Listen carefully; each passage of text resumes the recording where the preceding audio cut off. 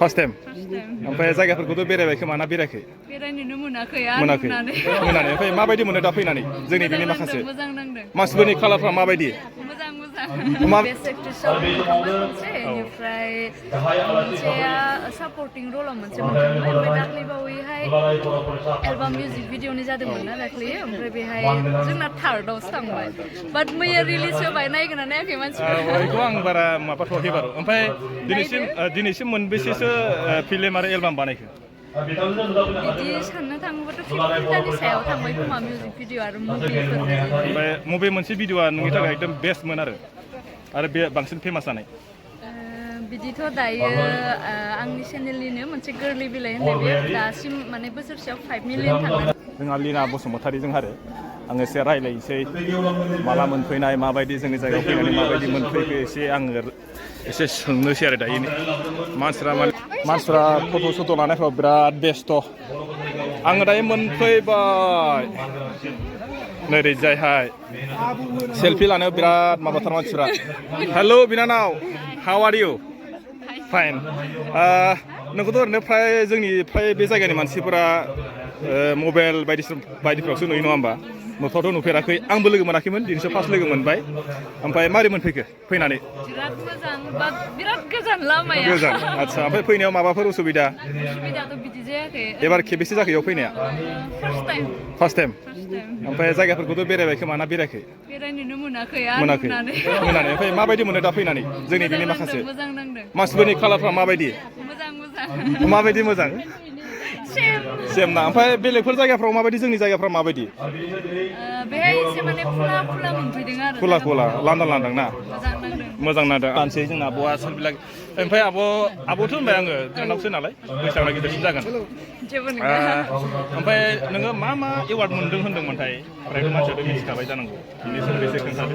आङो बेस्ट एक्ट्रेसआव मोनखांबाय मोनसे बेनिफ्राय मोनसेया सापर्टिं रलाव मोनसे मोनखांबाय ओमफ्राय दाख्लैबावैहाय एलबाम मिउजिक भिडिअनि जादोंमोन ना दाख्लै ओमफ्राय बेहाय जोंना थार्डआवसो थांबाय बाट मैया रिलिज होबाय नायगोन ना नायाखै मानसिफोरा? बेखौ आं बारा माबाथ'वाखै बारु ओमफ्राय दिनैसिम मोनबेसेसो फिल्म आरो एलबाम बानायखो?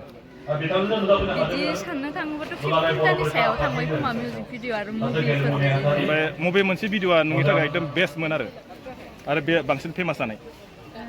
बिदिथ' दायो आंनि चेनेलनिनो मोनसे गोरलै बिलाइ होननाय बे दासिम माने बोसोरसेयाव 5 मिलियन थांनानै दङ बेनो जाथ'ना दङ आरो आंनि थाखाय। ओमफ्राय मोनसे सोंदो आङो रायजोफोरनाव आरो मिसेस हाबाथ' जानाय जायाखै?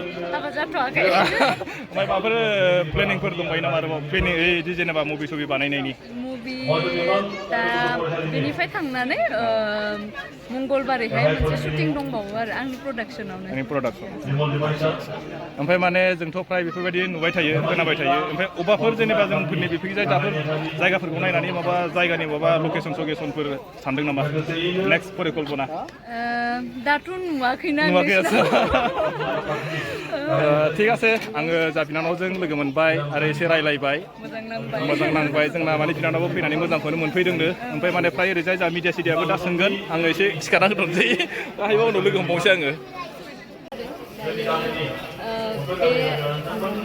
बे गगामुखनि कमिटि आंनि गोसो गोरबोनिफ्राय रोजा साबायखर जेराव आंखौ बेहाय लिंहरनायनि थाखाय बिराद मोजां नांदों जायगायाव फैनानै गासिखौबो लोगो मोननानै गोदान फार्स्ट टाइम फैदों आङो बिराद मोजां नांदों आरो।